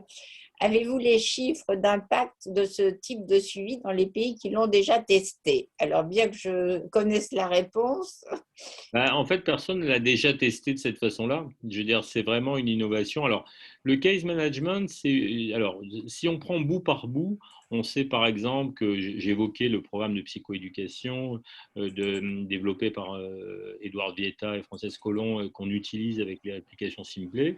Ça a été testé et ça diminue le nombre de rechutes de plus de 30%. Et ça a été publié, validé et répliqué. Donc ça, par exemple, c'est ça. Les case managers, il y a des études qui mettent en évidence que c'est vraiment quelque chose, et il y a des données sur des pathologies, alors pas spécifiquement sur les bipolaires, sur les pathologies psychiatriques, donc groupant, bipolaire, mais aussi troubles psychotiques, etc. Et en fait, qui mettent en évidence aussi alors il y a des chiffres anglais que je connais bien, qui mettent en évidence une réduction des quantités d'hospitalisation de plus de 30% également, avec vraiment une réduction qui est liée à l'anticipation de la crise. Donc, ça ne veut pas dire que les patients n'ont pas une déstabilisation clinique, mais ils sont beaucoup moins hospitalisés. Mais à ma connaissance, et sincèrement, je pense qu'à part si ça s'est modifié dans le dernier mois, en fait, il n'y a jamais eu nulle part de programme de ce type-là juxtaposant ces différentes stratégies en même temps. Donc en fait, bien sûr, on n'imagine pas que ça va s'additionner, parce que ce n'est pas comme ça que ça marche, mais on escompte bien quand même, par exemple, si on parle des hospitalisations, ou les idées qu'on a, ce serait quand même une des réductions d'hospitalisation qui soit au moins de 30 à 40%. Alors, juste pour expliquer comment on va faire, c'est important parce que c'est quand même une idée pour savoir si on réduit. On a deux manières de faire et on va faire deux choses différentes. La première chose, c'est que tous les gens qui sont inclus, on fait, comme je l'ai dit, on retrace l'histoire de leur maladie et on va regarder, entre guillemets, avant-après. Donc, on va regarder pendant les 2 ans précédant l'inclusion et on va regarder les 2 ans suivant l'inclusion et on va regarder si on diminue le nombre d'épisodes. Et puis, on va faire par ailleurs un groupe contrôle dans le SNDS, c'est-à-dire qu'on va prendre, alors de manière anonyme, puisqu'en fait c'est sur une base de données, on va prendre un groupe de patients, 2000 patients, pour lesquels on a identifié, alors dans le SNDS, c'est un peu technique ce que je vais dire, mais on n'a pas les diagnostics sur les données, dans les bases de données de l'assurance maladie française, mais on a des algorithmes qui permettent de mettre en évidence, de caractériser les patients. On va prendre un groupe à parier pour l'âge et pour le sexe de patients souffrant de troubles bipolaires et on va regarder pendant la même période de déroulement de l'étude, on va regarder leur consommation de soins. Et on comparera et on fait l'hypothèse, l'hypothèse qu'on a formulée, c'est que le groupe de patients qui n'est pas pris en charge spécifiquement et donc qui se groupe français avec des gens qui ne sont pas pris en charge, et ben, en fait, ce groupe-là consommera plus de soins, donc sera plus hospitalisé, etc., que le groupe suivi. Donc l'objectif, c'est vraiment de montrer qu'on a un effet réel et donc voilà comment on va s'y prendre. Entrer un peu plus précisément dans le détail parce que effectivement, pour savoir si on est mieux, il faut se comparer à quelque chose. J'ai une question que je trouve très intéressante en tant que proche, c'est Ronan qui la pose. Le rôle du case manager est très intéressant. Il est le maillon que les proches essaient de combler quand ils essaient de coordonner les différents acteurs. Avec ce case manager, quel nouveau rôle pour les proches? Lâcher prise et profiter plus simplement. C'est vrai que je rajoute, moi, que j'ai été un peu surprise de voir qu'ils sont totalement absents de la chose. Est-ce que c'est parce qu'il y a un case manager? Non, Alors, si je peux me permettre, il y a une deuxième question qui rejoint la première, et je vais vous la citer parce que Eric l'avait indiqué il y a un petit moment déjà. Il dit, bon, d'abord, tout d'abord, merci pour cette présentation et ce programme intéressant et promoteur pour la prise en charge des patients. Il dit, je suis le père d'un garçon de 25 ans. Je m'interroge sur le fait qu'il a été peu question du lien entre le case manager et l'environnement familial ou et les proches du patient, en particulier tant qu'il s'agit d'un patient loin d'être autonome d'un point de vue économique et financier, ce qui est le cas de mon fils qui suit un parcours chaotique au niveau de ses études. Donc, effectivement, cette question rejoint la précédente. Bien sûr, elle est tout à fait pertinente. Alors, pour nous, bien sûr, le case manager doit être, et je l'ai dit, j'ai parlé de son environnement, je n'ai pas détaillé parce que, comme je l'ai souligné, il y a un gros enjeu d'arriver à articuler les professionnels entre eux parce que même si normalement ils devraient être capables de le faire tout ça, enfin, ça devrait se faire spontanément, ça ne se fait pas. Je pense que ça, on le constate. Mais donc ça, c'est un enjeu important et on pense qu'il y a quand même une grosse marge de progression là-dessus. Mais bien sûr, comme je l'ai dit, le case manager, il doit être capable de gérer l'ensemble de l'environnement et pas de se juxtaposer. Et bien sûr que l'interaction avec les proches fait exactement partie de ce qu'on doit faire et ce que fait le case manager. Donc en fait, il y a des situations extrêmement variables, il y a des proches plus ou moins présents, plus ou moins, enfin, qui ont un rôle plus ou moins marqué, mais le case manager s'articule avec les proches, hein, et bien évidemment, d'ailleurs c'est ce que je disais, un des éléments qui est pour nous qu'on envisage, et il faut qu'on arrive à mettre en place, hein, la manière dont on identifie la modification et les indicateurs, mais c'est ce que j'ai dit et je l'ai dit au milieu de la présentation. En fait, pour nous, l'objectif, là, probablement, quand on aura véritablement atteint une vitesse de croisière, une fois de plus, le début du programme, pour les différentes raisons, a été assez chaotique. En fait, quand on aura réussi à mettre en place, on souhaite pouvoir travailler avec vous et avec les proches pour réfléchir un petit peu à des indicateurs, à la manière de faire, etc. Donc oui, ça fait partie des choses.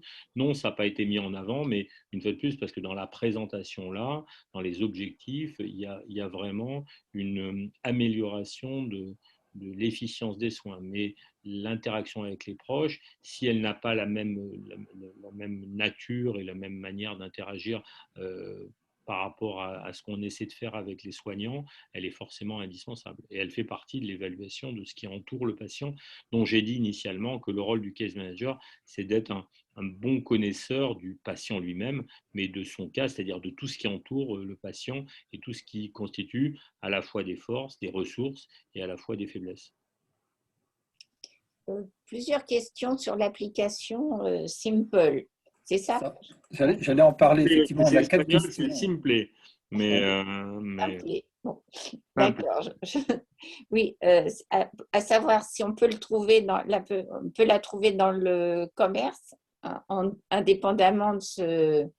Elle est sur l'Apple Store et elle doit y être depuis pas très longtemps, mais quelques semaines, puisqu'en fait, pour être sur l'Apple Store, c'est extrêmement compliqué, enfin un peu plus compliqué que ce qu'on pensait, mais elle y est, effectivement, elle est théoriquement accessible. Alors, elle n'est pas encore sur Donc, elle est sur le Apple Store, mais elle n'est pas sur Google Play où elle va y être. Vraiment, là, on est sur des trucs comme ça. Et effectivement, oui, c'est une application qui peut être utilisée et qui est vraiment une application de psychoéducation.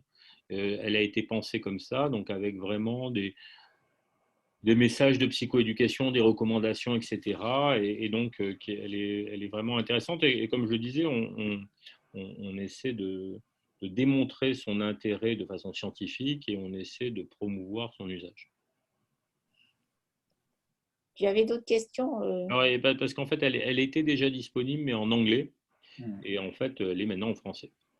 Et Alors, c'est intéressant. Alors, ce soir, on est suivi par quelqu'un qui est à Madagascar, qui nous dit justement, il dit: bonsoir, personnel en santé mentale à Madagascar. Ma question porte surtout sur l'application pour la psychoéducation Simple. Est-ce accessible pour tout le monde ou réservé dans le cadre du passeport non, bipolaire? c'est accessible. Non, c'est vraiment, comme je le disais, hein, c'est un dispositif qui a été fabriqué initialement, enfin élaboré par Francesco Colonna et Edouard Vieta. Et puis donc Ludovic Samalin, qui a travaillé là-bas, donc a adapté, on a fait une version française, alors qui n'est pas simplement une traduction, mais aussi une adaptation d'un certain nombre d'outils, etc., etc. Et on l'a, donc on a fait un consortium, enfin, etc., etc. Et donc on a travaillé avec une boîte française, parce qu'il faut après, il y a tout un tas d'histoires compliquées de mise en œuvre que je ne connaissais pas, mais maintenant je suis parfaitement expert de ça. Et donc, elle est parfaitement accessible. Donc, le but, c'est vraiment, dans ce cas-là, c'est vraiment qu'elle puisse être utilisée par les professionnels de santé et par les patients. Enfin, je veux dire, il faut une articulation avec les deux, hein, parce que c'est comme. Donc, ça c'est vraiment quelque chose qui s'utilise en articulation avec un professionnel de santé, mais c'est vraiment tout à fait gratuit et libre de droit. Alors, une question à laquelle vous pouviez vous attendre, c'est comment la sécurité des outils numériques est-elle assurée? Bah, en fait, les outils numériques, ils répondent à tous les critères de sécurité, pour le coup, qui existent, hein, notamment RGPD, transmission sécurisée, etc. Ils sont tous, alors par exemple, ben, les trois outils sont certifiés CE, vous savez, des marquages CE qui de 2 niveaux et sont en phase de marquage de niveau 2 pour les trois outils parce que ça représente. Bon, c'est assez enfin, je ne pourrais pas rentrer dans les grands détails parce que c'est pas mon boulot, mais par contre, je sais les difficultés que ça représente et en fait, qui sont les gages qui permettent d'être certain que ces informations ne soient pas utilisées, détournées. Alors, une fois de plus, hein, manifestement, les pirates informatiques sont capables de pénétrer des systèmes extrêmement complexes, hein. Moi, je n'ai pas une connaissance là-dessus. Donc, vous dire que ça peut résister à tout et n'importe quoi, je vous mentirais en vous disant ça. D'abord, j'en sais rien. Et quand je lis les informations, je me dis que c'est probablement pas possible. Mais pas plus, pas moins que d'autres systèmes. Et donc, mais ça répond vraiment à tous les. C'est un des éléments importants. On a eu justement, enfin, dans ce cadre-là, dans le cadre du CPP, on a eu donc, bien sûr, on est passé devant la CNIL et qui a validé, qui a donné sa validation pour l'utilisation de ces outils dans le cadre de ce projet. On a obtenu l'autorisation de la CNIL, ce qui prend toujours un peu de temps. On l'a obtenu au début, enfin, au moment où on a commencé, c'était en décembre dernier. Alors, on a une question intéressante également. Il y a Mohamed qui nous dit parfois c'est le proche qui voit arriver les symptômes de la rechute. Peut-il en faire part au case manager? Bien sûr. Vraiment, le case manager, c'est vraiment quelqu'un qui a un rôle d'interface et d'essayer de pouvoir. Et là, on voit hein, comment ça se met en place. Comme je le disais hein, tout à l'heure, c'est ce que j'ai essayé d'expliquer, c'est une sorte de ligne de crête, hein. Il faut que le case manager soit présent et en même temps qu'il ne se substitue pas aux gens qui prennent en charge. Donc, en fait, ça demande pour les case managers un certain effort d'interaction avec les collègues, etc., etc. Mais en fait, bien sûr, le case manager, et là, on voit que sur les expériences, moi je le vois, le case manager et le médecin que vous avez vu, leur bureau est 3 portes du mien, donc je les vois tous les jours, je les croise, on discute plus ou moins longuement, assez régulièrement. Et en fait, ils ont vraiment des gens qui ont bien saisi l'intérêt de pouvoir utiliser le case manager comme outil d'interface avec leur environnement, quel qu'il soit, médecin, etc., etc. Et puis d'autres qui utilisent moins, entre guillemets, qui sont moins, se confient moins, qui appellent moins, etc.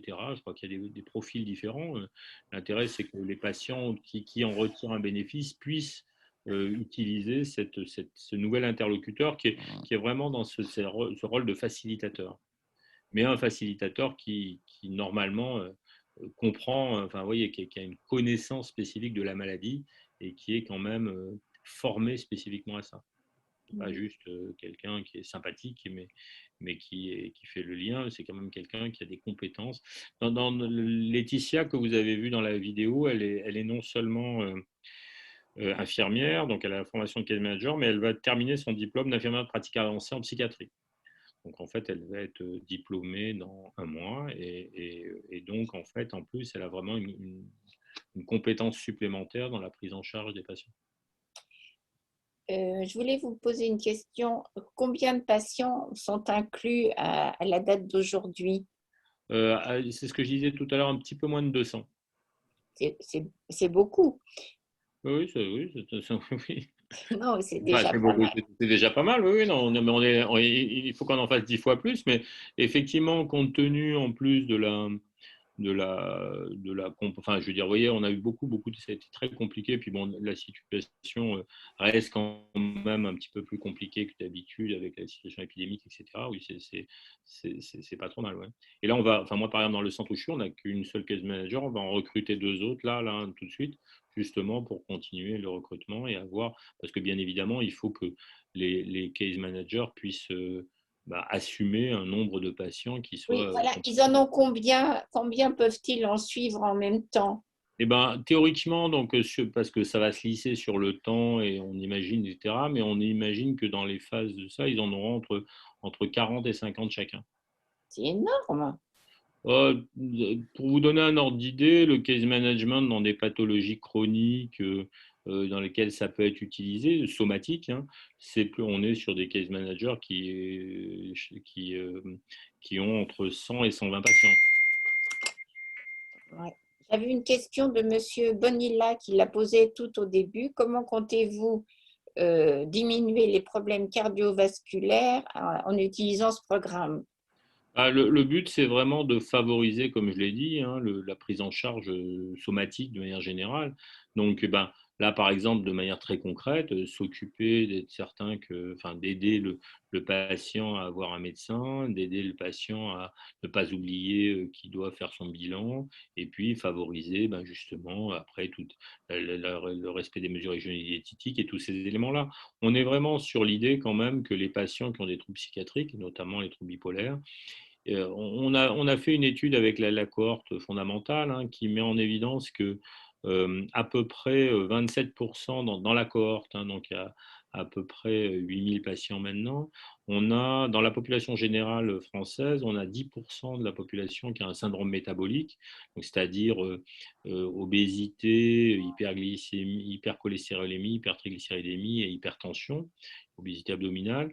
Et donc, c'est vraiment, et dans la population de patients bipolaires, c'est 27%.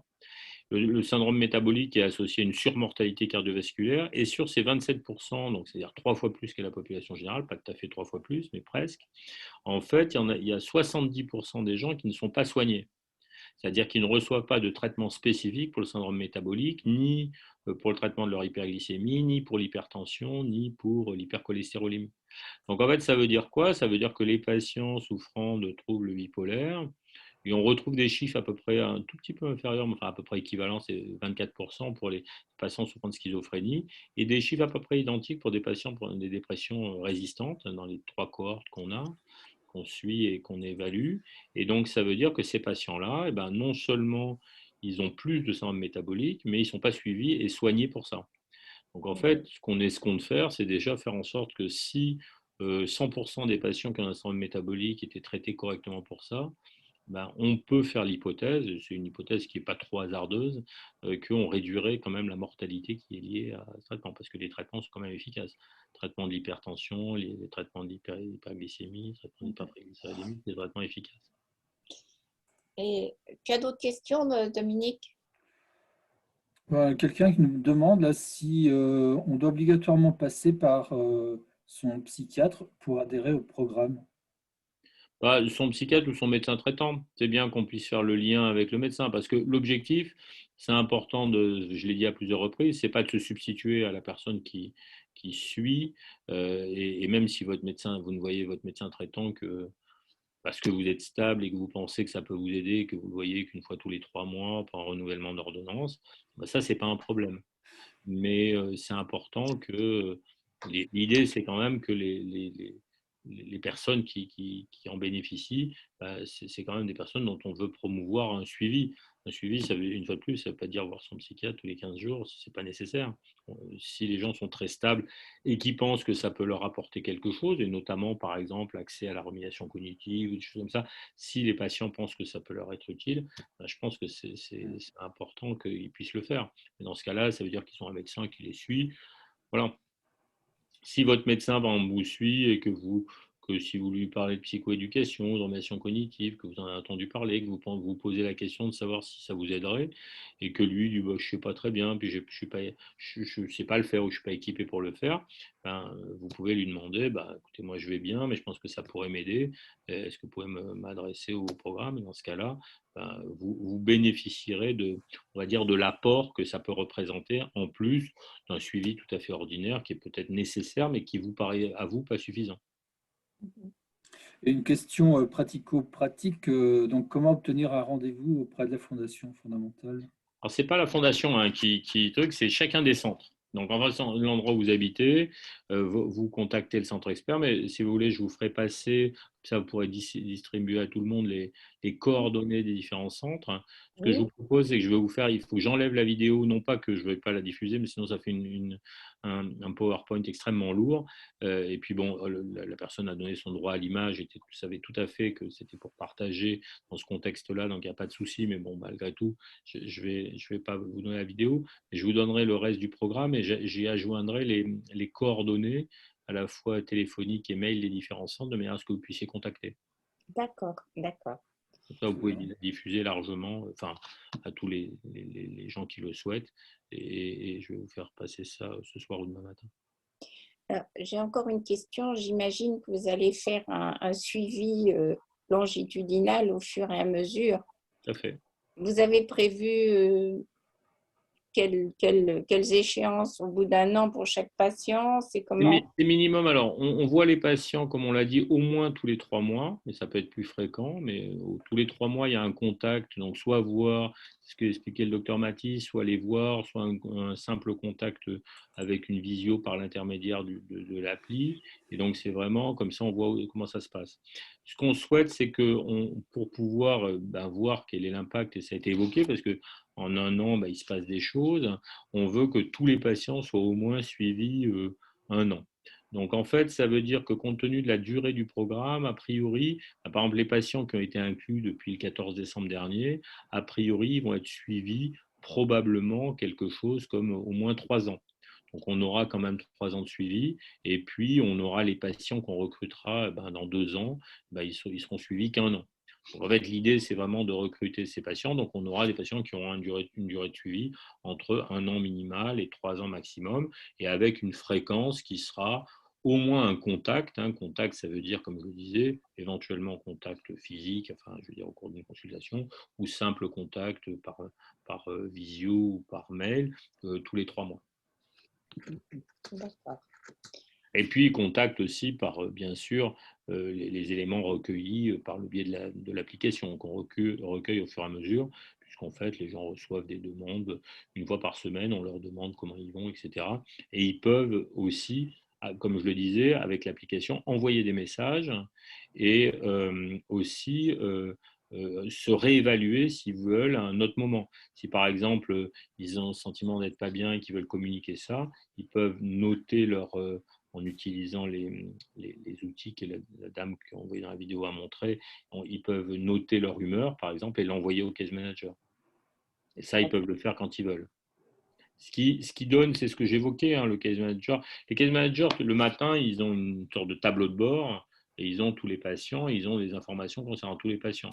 En fait, s'il y a des patients qui ont donné des informations là récemment, etc., eux recontactent les patients. Ça, c'est la première chose qu'ils font le matin, c'est ils ouvrent leur tableau de bord avec les différents patients qui sont suivis, et puis ils regardent s'il y a des messages, s'il y a des alertes, s'il y a des informations qui sont remontées, etc. Et à ce moment-là, ils contactent. C'est l'objectif quand même, c'est qu'on puisse être un peu proactif, comme je le disais. C'est-à-dire que ne pas hésiter à contacter le patient si on identifie quelque chose qui peut être qui est potentiellement pour être préoccupant. Pour vous, personnellement, pour la personne qui supervise le case manager, est-ce que ça constitue, enfin, je ne sais pas comment dire, hein, qui l'aide encore, est-ce que Oui. ça représente une grosse tâche ou pas? Ah, c'est un temps plein. Ah bon? Oui, oui. C'est beaucoup. Ah oui, oui, mais c'est pas mal parce que en fait le psychiatre référent de parcours qui coordonne les case managers, là pour l'instant nous on en a un et on va passer à 3, donc je vous dis à la fin courant début juin, on a recruté les gens et donc ils vont commencer. Et en fait la personne, lui, il voit régulièrement tous les nouveaux patients, donc il faut faire la consultation initiale, ce qui prend du temps, et puis c'est toujours pareil, il est là en appui par rapport à ces situations dans lesquelles il y a besoin d'une expertise médicale, enfin, d'en discuter, de contacter un collègue pour dire le patient, il se passe ci, il se passe ça. Enfin, il y a plein de situations, donc il est là à temps plein. Ouais. Oui. Attendez. Alors bon, Dominique, il faut qu'on sache où les gens qui veulent récupérer les renseignements, à qui vont-ils s'adresser? À question.argos2001. Non, question@argos2001.fr. Voilà, les personnes qui veulent récupérer le fichier, je ne sais pas, ça va faire peut-être un peu lourd, mais les renseignements. Je vais le mettre en PDF. Normalement, si j'enlève la vidéo, ça ne sera pas trop lourd. Enfin, je vais voir. Je peux pas, je sais pas encore, mais je vais faire ça. Et puis, je vais mettre un document avec. Mais là, je l'ai pas dans cet ordinateur-là. Il est dans mon ordinateur de l'hôpital. Je vous l'enverrai demain matin. Je vais vous envoyer le PDF ce soir et je vous enverrai le truc avec la plaquette avec les différents centres demain matin. D'accord. Donc, il faudra que vous adressiez à question@argos2001.fr. Donc là, c'est nous qui recevons ces questions et nous transférerons à ceux qui le demandent, dans la mesure du possible, hein, le fichier et les réponses aux questions que vous avez posées. Voilà. Dominique, est-ce que tu as encore des questions? Non, je crois qu'on a fait le tour. Je vais regarder, mais on a quand même balayé Alors, beaucoup de questions. personnes vous remercient, monsieur. Voilà. C'est moi qui vous remercie. Parce que Énormément vous remercie. Bon, beaucoup déplorent que vous soyez concentré dans un petit coin de la France. un grand petit coin, parce que Oui, Auvergne-Rhône-Alpes. mais quand vous êtes en dehors, c'est un petit coin. J'entends bien, mais l'Auvergne est une région bien enclavée, je peux vous le dire. Voilà, et puis, oui, mais enfin, c'est pas partout pareil. Et puis, je pense que nous remercions aussi la patiente, là, qui donne vraiment envie. Bon, moi, je suis ravie qu'elle soit pas trop jeune. Bon, c'est pas désagréable, mais ça prouve que des gens peuvent s'adapter. Et ça, c'est intéressant. Et puis, le case manager, elle paraît tout à fait ravie de sa fonction, alors que je pensais que ce serait peut-être un peu artificiel, enfin, des a priori absolument bon. Non, mais c'était intéressant. Non, enfin, je peux le dire, on a recruté, il y a des gens qui sont intéressés, qui travaillent dans le domaine du trouble bipolaire dans le service, mais on a eu plutôt pléthore de demandes, enfin, qui étaient intéressés par le projet, et c'est pour ça que on a pu recruter plusieurs personnes. Alors après c'est plutôt les aspects de financement, mais globalement, en tout cas, les professionnels qui sont dans le projet, alors du côté des professionnels, ils sont plutôt assez contents parce qu'ils ont quand même l'impression que tout est subjectif, hein, mais eux, ils ont l'impression, dans l'état actuel des choses, ça sert à quelque chose. Voilà, c'est quand même extrêmement important. Alors, dépêchez-vous de prouver que ça sert à quelque chose et qu'en plus, ça fait faire des économies. Je pense que ce sera un grand moteur pour vous aider. Exactement, ça, il n'y a aucun doute. Enfin bon, mais on s'y emploie et en tout cas, moi aussi, je vous remercie de votre écoute et attentive à tous et vraiment à votre disposition. Et encore, bravo pour les efforts toujours complexes de se réunir comme ça le soir pour parler de choses comme ça. C'est à la fois intéressant, mais on sait que ça prend votre temps aussi. Et c'est des grands efforts à faire. Bravo. Alors ce soir, nous avons été jusqu'à 86 participants, mais il faut savoir donc le professeur Pierre-Michel Urca donc, nous a autorisé donc, à enregistrer ce webinaire. Donc vous pourrez la retrouver donc, sur la chaîne YouTube Argos 2001 et on sait que derrière, ce sont des centaines, voire des milliers de vues de nos conférences. Tant mieux, c'est une très bonne chose. Je crois que c'est important d'essayer de partager. Ben, c'est des avancées quand même. Hein. Il faut qu'on démontre leur intérêt et que tout le monde puisse en bénéficier. Je crois que c'est l'enjeu maintenant. Merci, monsieur. Merci à vous. Bonsoir. Bonsoir à tous. Bonsoir. Merci d'être venus. Au revoir. Et au revoir.